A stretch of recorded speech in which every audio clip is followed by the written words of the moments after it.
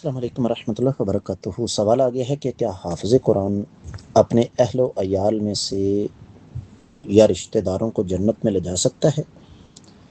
جی میرے عزیز، لے جا سکتا ہے، لیکن اس سے پہلے یہ دیکھنا پڑے گا کہ حافظ قرآن سے مراد کون سا حافظ قرآن ہے۔ حافظ قرآن سے مراد ہمارے آج کے حافظ نہیں ہیں جن کو 30 پارے اور 400 انڈیا کی فلم سمیت گانوں کے حفظ ہے، اور جن کا نماز کے ساتھ تعلق صرف اور صرف رمضان کی حد تک ہوتا ہے، جو دنیا کا ہر الٹا سیدھا کام کرتے ہیں۔ سب سے پہلے یہ سمجھنا ضروری ہے کہ حافظ کہتے کسے ہیں۔ حافظ قرآن اسے کہتے ہیں جس نے قرآن کو پڑھا بھی، سیکھا بھی، سمجھا بھی، اس کے مطابق عمل کیا۔ اس سے مراد وہ حافظ قرآن ہے۔